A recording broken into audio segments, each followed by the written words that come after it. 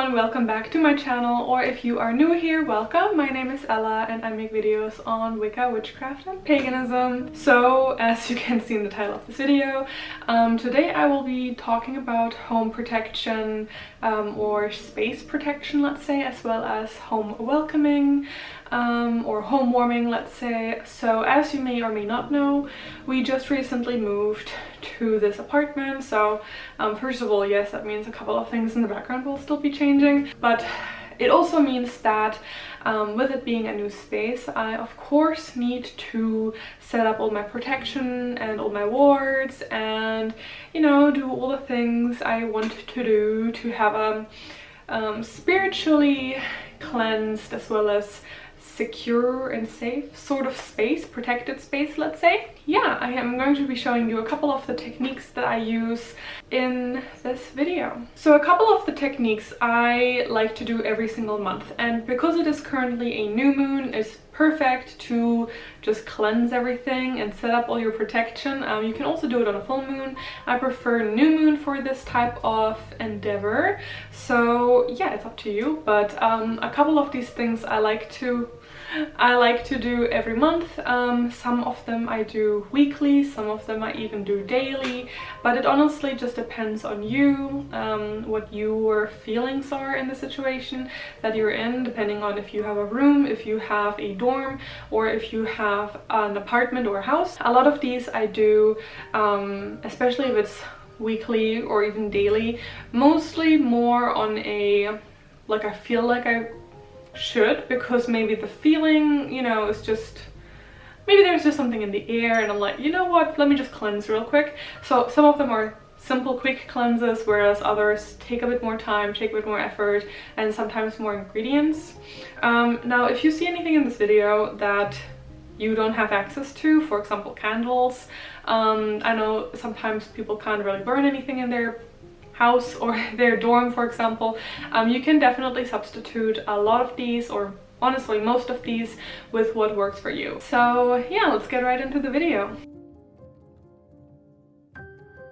So as I am German, the first thing we do is lüften, or open the windows for some fresh air. If you are cleansing, this is a good thing to do in general, as that way the icky energy has some place to release. If you are banishing spirits, then this is where they can leave from. Now, it is important to physically also clean your space. I have talked about this in a previous video here. Essentially, stagnant energy will just cling to dirt and dust, as well as clutter and just general mess.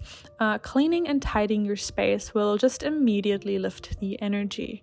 Make your bed, clean the floor, dust the shelves, bring all the cups and water bottles to the kitchen and clean them or throw them away. You know the drill.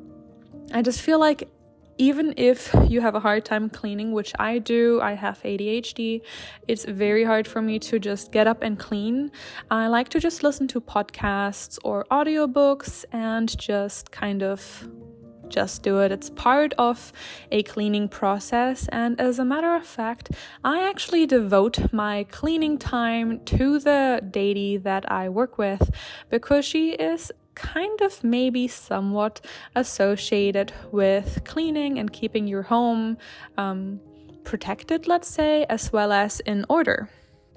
Now I am in the process of connecting with this house and the spirit of it, as well as welcoming in the home kobold.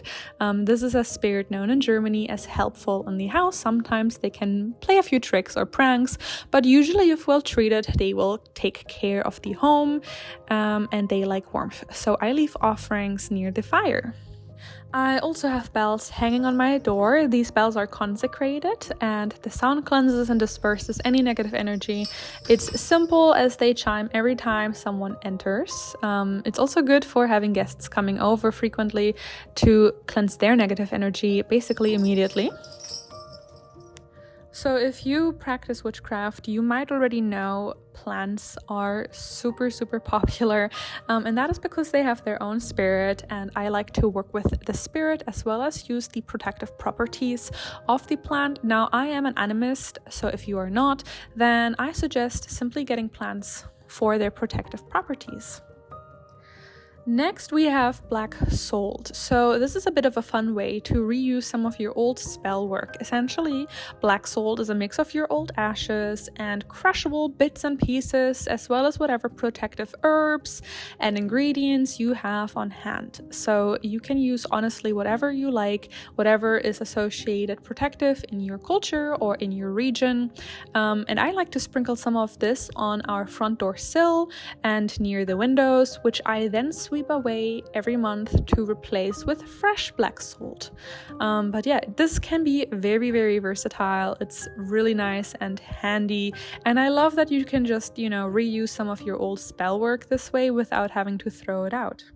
Another personal favorite of mine, I use this every single day, is my protection oil. Again, you can make your own, but I also have a video on a recipe here, and I like to use these to draw sigils of protection and warding on my windows and doors, as well as my mirrors. Why mirrors? Some people believe that mirrors can be portals, and in general I personally believe that they carry energy, so why not? And here, the classic smoke cleansing. Now, smoke cleansing is optional, especially if you are not able to do this. You can also use moon water in a spray water bottle, for example, but smoke cleansing is just a very, very nice and easy, for me at least, way to just get, first of all, a nice scent around in the apartment, but also just to energetically clean everything. I'm using amber powder because that is local, and it makes sense for me. And lastly, this is something that I've only recently started, and that is my protection candle. Now, I've had protection candles before, but I'm actually devoting myself to lighting this candle every single day as part of my offerings to my gods, and in general, asking for protection. Now, besides these, I also have little trinkets and tokens around the apartment and around the house and my altar that are just associated with protection. It really depends on your culture. I love including folk practices into mine, so I suggest you to just get creative.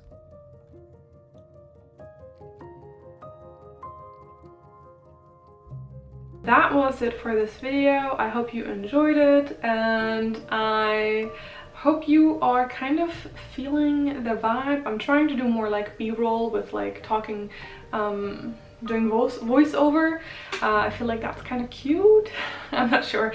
So let me know what you guys think, and if you have any video suggestions or anything you would like to see in the future, let me know in the comments below. I am also currently in the works of setting my Patreon back up again. I'm not sure when that will be, but hopefully sometime soon. And now on the last matter, for the giveaway winner of last week's video of last week's video, I am going to be inserting that here. I am filming this on Tuesday, but the video won't be up until Saturday, and I did say that the video will be the winner will be announced on Saturday, so I'm just giving it a few more days for people to comment. So congratulations to you. I will be contacting you for your address so that I know where to send your winnings to. And yeah, so if you liked this video, give it a like, subscribe, and hit that notification bell. And thank you so much, everyone. I hope you enjoyed it. Blessed be. Bye.